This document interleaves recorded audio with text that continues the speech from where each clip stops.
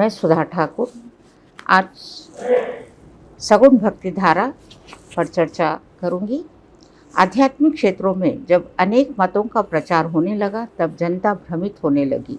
ऐसे समय में भ्रमित जनता को सही दिशा दिखाने के लिए भगवत भक्ति पर लाने के लिए कई आचार्यों ने सगुण वैष्णव भक्ति का प्रवर्तन किया, जिनमें श्री रामानुजाचार्य, वल्लभाचार्य, माधवाचार्य प्रमुख थे।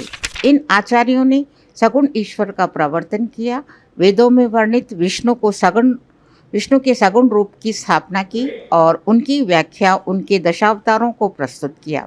इस प्रकार ईश्वर के सगुण और साकार रूप को समझाते हुए सगुण भक्ति का प्रचार किया।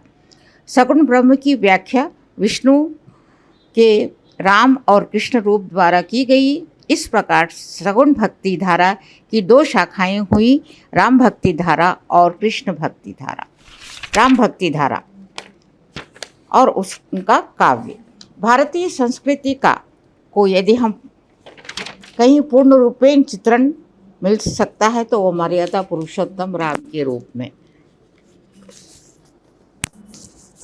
राम का चरित्र इतना लोकप्रिय रहा है कि केवल भारतीय भाषाओं में ही नहीं अपितु अन्य पड़ोसी देश की भाषाओं में भी राम चरित्र का गुणगान किया है।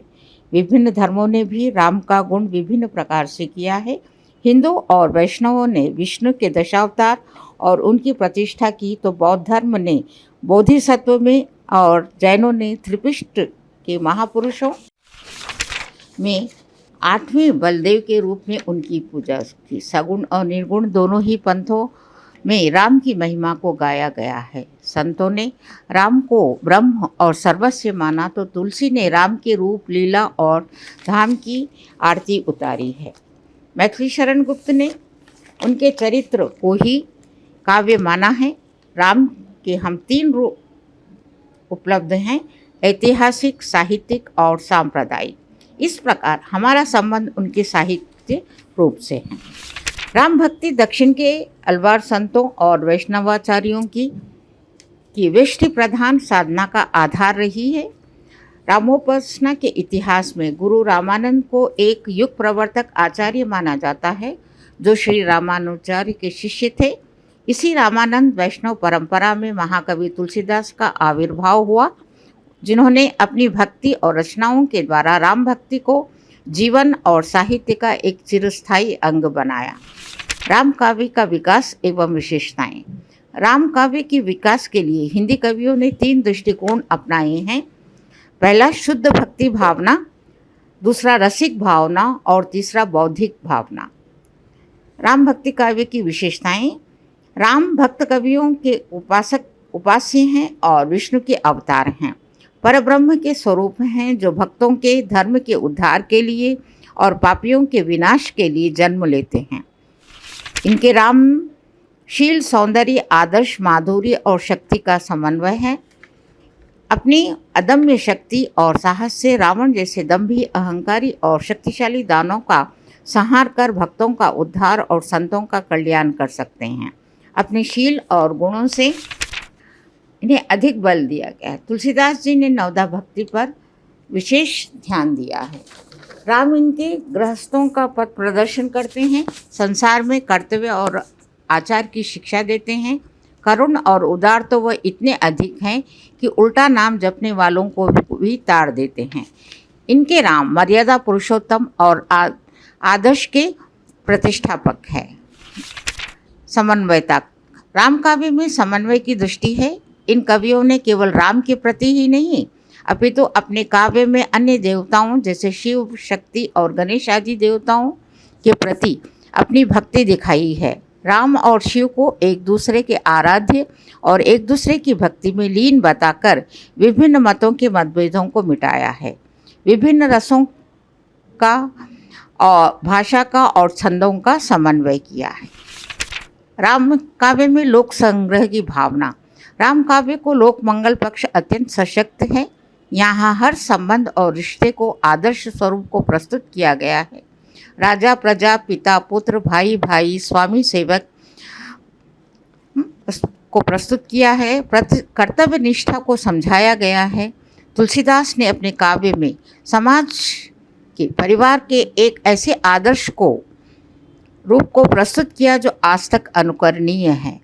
आधुनिक युग के कवियों ने भी राम की सेवा, त्याग, सहिष्णुता, उदारता, प्रजा प्रेम को प्रस्तुत कर तुलसीदास के समान ही राम के आदर्शों से धरती को स्वर्ग बनाने की कल्पना की है। भक्ति और ज्ञान। राम काव्य में भक्ति और ज्ञान को एक दूसरे पर आलंबित बताया गया है। दोनों ही एक दूसरे के पूरक माने गए हैं। तुलसीदास जी ने भक्ति पर अधिक बल दिया है। तुलसीदास जी ने नवधा भक्ति पर विशेष बल दिया है। पात्र और चरित्र चित्रण। राम भक्ति शाखा के कवियों ने लगभग सभी सत्पात्रों का चरित्र चित्रण इस प्रकार किया है कि वे आदर्श, मर्यादा और सदाचार को प्रस्तुत कर महान और अनुकरणीय हैं। आधुनिक कवियों ने राम काव्य के उपेक्षित पात्रों को अधिक मनोवैज्ञानिक और स्वाभाविक बनाकर अपने चरित्र चित्रण कला, मानव स्वभाव के ज्ञान का परिचय दिया है। काव्य शैली। राम काव्य धारा के कवि भक्त होने के साथ साथ विद्वान और काव्यशास्त्र के साहित्य के ज्ञाता थे। इसी कारण इन कवियों ने छंद, अलंकार, रस, काव्य शैली और काव्य पद्धति में अपनी कला और कुशलता दिखाई है। इन कवियों ने अपने काव्य में राग रागिनियों का भी प्रयोग किया है। इन सभी प्रयोगों में गोस्वामी तुलसीदास जी अग्रगण्य हैं। उन्होंने अपने साहित्य में विशेषकर रामचरितमानस में हर क्षेत्र का समन्वय किया है। रस। राम काव्य में राम का व्रत इतना व्यापक है कि उनके चरित्र की व्याख्या में स्वतः ही सभी रसों का समावेश हो गया है। प्रकृति चित्रण। राम काव्य में प्रकृति का प्रतीकात्मक रूप, लोक शिक्षा का रूप और प्रकृति का मानवीकरण रूप मिलता है। राम काव्य में प्रकृति का चित्रण सर्वांगीण है, संवेदनशील है और कलापूर्ण है। भाषा। रामानंद जी ने जनसमूह की भाषा की उपयोगिता को अपनाया है। तुलसीदास ने अवधी भाषा को अपनाया। राम भक्त कवियों का केंद्र अवध होने के कारण सभी ने अवधी भाषा को अपनाया है। इसके अतिरिक्त तुलसी ने और केशवदास ने ब्रज भाषा तथा अन्य भाषाओं में भी रचना की है। इन दो भाषाओं के अतिरिक्त राम काव्य में भोजपुरी, बुंदेली, राजस्थानी, संस्कृत और फारसी के शब्दों का भी उपयोग हुआ है।